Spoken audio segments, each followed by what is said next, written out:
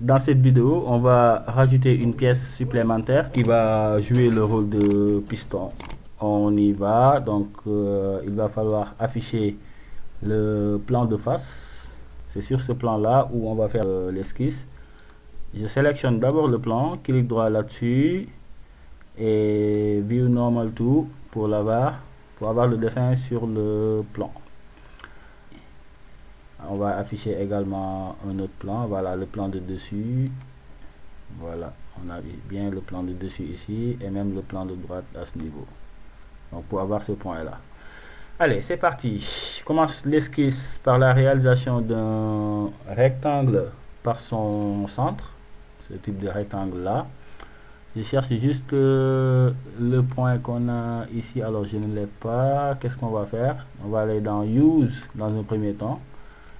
Donc pour reproduire le point d'origine, donc pour reproduire ce cercle là sur le plan de face, on le voit bien sur le plan de face.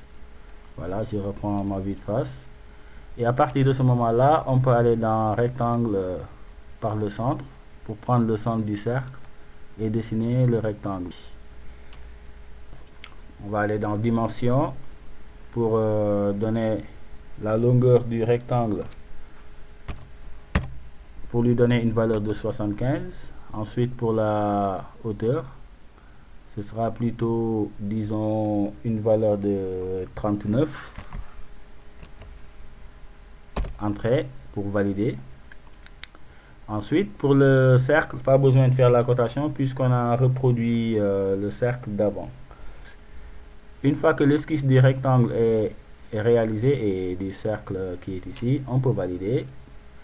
Et maintenant aller dans Extrude pour ajouter une nouvelle pièce. Donc je clique ici et également ici. Là je mets 20. On clique ici à l'extérieur pour avoir l'aperçu. Tout le paramétrage est fait. On peut valider pour la pièce. Maintenant ici on va également rajouter de la matière à partir de là vers l'intérieur. Toujours dans Extrude. Voilà, je vois pas le cercle. Il va falloir qu'on affiche donc son esquisse qui est ici affiché. Alors là je vois toujours pas.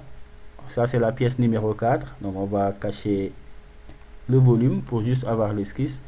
Et à partir de ce moment là, donc sélectionner l'esquisse. Le problème c'est qu'il est en train de rajouter une autre pièce, une nouvelle pièce, alors que nous on veut juste rajouter de la matière à cette pièce là, plutôt. On va mettre add. On peut même réafficher la pièce ici. Voilà, add. Alors dans l'autre sens, on va inverser la direction. Il va ajouter de la matière sur une longueur étant égale à 185. On a sélectionné bien la pièce numéro 4 dans add. Tout le paramétrage est bien fait. On va juste valider pour voir. Donc je clique d'abord ici. Voilà, on voit bien l'aperçu. On valide. Voilà pour la pièce. Il ne reste plus qu'à faire sur le plan de dessus de la pièce ici. Donc normal à cette fois. Voilà, view normal tout. On va juste rajouter une esquisse de cercle à ce niveau. On voit bien. Je positionne le cercle à ce niveau comme ça, avec une cotation du cercle étant égale à 10 de là à là. Et ce cercle là doit avoir la même valeur que les cercles qu'on avait ici. Donc une contrainte d'égalité, hein, ici, equal ce cercle et celui-ci. Alors je vais faire maintenant la symétrie par rapport à une ligne de construction qu'on va dessiner. Voilà la ligne de construction. Clic droit, escape. Ensuite symétrie par rapport à la ligne de construction de ce cercle. Voilà. On peut valider et aller dans Extrude et sélectionner l'option Remove pour enlever de la matière. Donc je vais sélectionner ce profil là et celui-ci. Mais là actuellement l'enlèvement de matière se fait sur 25. Nous on le veut à travers tout. Alors une fois qu'on valide, il y a donc l'enlèvement de la matière au niveau de cette pièce. Voilà qui termine cette vidéo.